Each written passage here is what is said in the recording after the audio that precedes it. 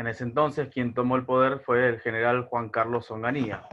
Fue el que lideró el bando azul del ejército, ¿no? Durante la época del presidente Guido, quien fue el presidente de la Cámara de Senadores. Había acontecido un enfrentamiento dentro del ejército entre los azules y los colorados, que eran dos bandos que eran antiperonistas. Bien, entonces Juan Carlos Onganía se propuso terminar con todo signo de la democracia. De hecho, la frase o el lema de este golpe de Estado fue que no hay plazos sino objetivos. Es decir, se proponían gobernar sin plazos, sino que iban a cumplir con determinados objetivos que de alguna manera representaban a los sectores liberales o a las clases altas.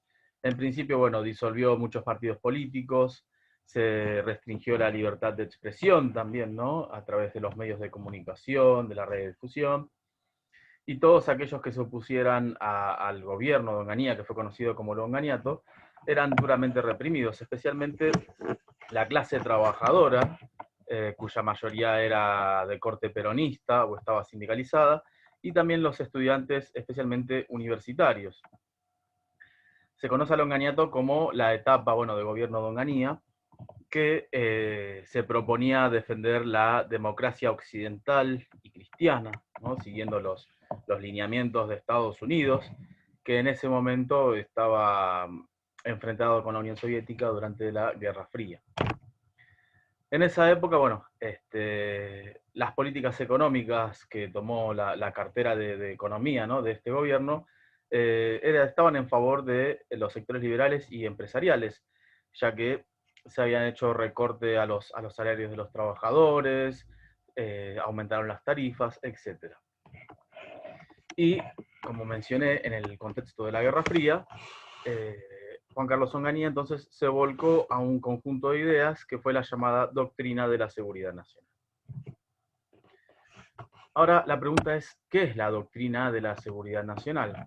Bueno, la doctrina de la seguridad nacional es un conjunto de ideas según la cual los ejércitos dentro de América Latina tenían que convertirse en cada uno de sus países en la principal barrera contra la difusión del comunismo. ¿Qué quiere decir esto? Bueno, en ese momento, ¿no? Como ya mencioné, que estaba ocurriendo a nivel mundial la Guerra Fría, lo que pretendía Estados Unidos era evitar que el comunismo se difundiera en todos los países de América Latina, algo en lo que fracasó en 1959 cuando estalló la Revolución Cubana, y donde Fidel Castro y Ernesto Che Guevara expulsaron a Fulgencio Batista, que era un dictador que respondía a los intereses norteamericanos, y a partir de eso se instauró un sistema socialista. Entonces, por el miedo, ¿no? que había en los Estados Unidos y entre los sectores dirigentes de cada uno de los países latinoamericanos, se abocaron a esta doctrina.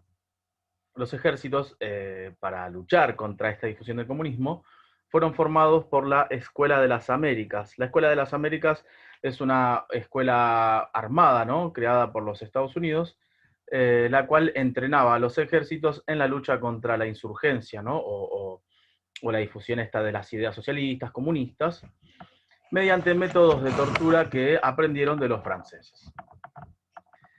Bueno, el contexto en el que se desarrolló esta doctrina, como ya mencioné, bueno, a nivel mundial fue la Guerra Fría, o sea, el enfrentamiento entre Estados Unidos y la Unión Soviética.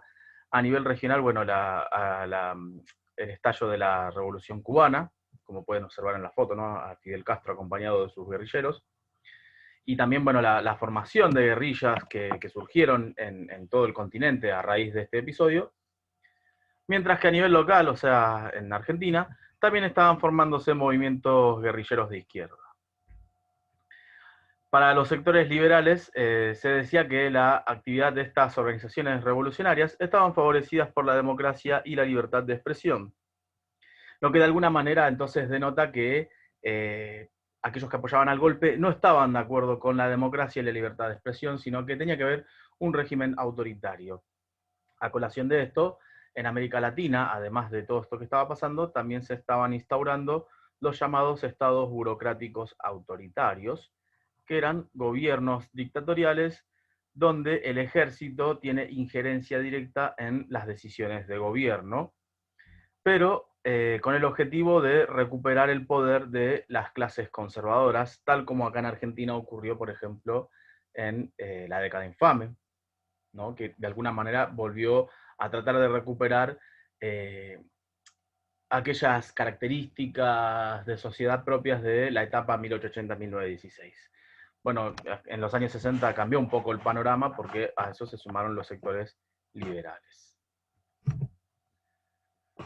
Bien, a pesar de esto, bueno, hubo resistencia al onganiato y en ese momento, ¿no? Al difundirse la educación universitaria, eh, muchos jóvenes e intelectuales que concurrían a las universidades consideraban al peronismo como el mayor opositor al régimen autoritario debido a las políticas sociales desplegadas durante los gobiernos que se desarrollaron entre 1946 y 1955.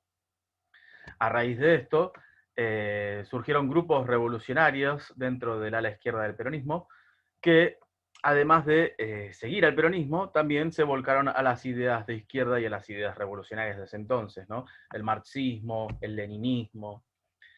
Y dos de los grupos más representativos de guerrilleros de izquierda fueron Montoneros y el ERP, o Ejército Revolucionario del Pueblo. Grupos que llevaron a cabo acciones terroristas contra funcionarios, contra políticos, pero también contra la sociedad, y desarrollando incluso actos terroristas que involucraban a civiles, lamentablemente. Bien, en 1969, una fecha muy importante para recordar, había estallado en la ciudad de Córdoba un movimiento de protesta obrera y sindical que fue conocido como el Cordobazo. El Cordobazo, bueno, fue una protesta estudiantil y sindical, ¿no? Contra la dictadura que estaba ejerciendo Onganía, perdón, pero que no se circunscribió solamente a la ciudad de Córdoba, sino que después tuvo sus ecos en otros lugares del país. De hecho, hubo otros movimientos parecidos como el Mendozazo, el Rosariazo, etc. Las causas del Cordobazo, bueno, fueron la decadencia económica a partir de las medidas tomadas durante esta gestión, la disminución de los niveles de vida, ¿no? A raíz de que el salario no alcanzaba para vivir, y el autoritarismo con el que el régimen se manejaba. De hecho, se cuenta que para andar en la vía pública, por ejemplo, estaban prohibidos los besos, o las mujeres no podían utilizar las minifaldas, que en los años 60 era una prenda popular, ¿no? Que estaba de moda, o los varones, por ejemplo, no podían utilizar el cabello largo, ¿no? Todo esto a colación de que también en Estados Unidos se estaba llevando a cabo el movimiento hippie, y todas estas clases de tendencias de alguna manera iban en contra de la moral cristiana y occidental que de alguna manera propugnaba Onganía. Bien, volviendo al Cordobazo entonces, se produjeron enfrentamientos con la policía que se encontró desbordada, ya que la resistencia obrera y estudiantil fue demasiado fuerte. De hecho, se quemaron autos, se hicieron barricadas, se bloquearon las calles y se rompieron también vidrieras de comercios, ¿no? Esto significó importantes destrozos, ¿no? Y consecuencias económicas graves. El enfrentamiento duró casi todo un día, y a partir de eso, bueno, el Estado declaró el estado de sitio en todo el país. Como esto fue algo que de alguna manera desbordó al gobierno dictatorial, la Junta de Comandantes decidió obligar a Onganía a que renuncie a su gobierno. Sobre todo, especialmente, a partir del secuestro del general Aramburu, ¿no? Quien ya había hecho un golpe de Estado en 1955 a manos de Montoneros, que termina asesinando al ex dictador.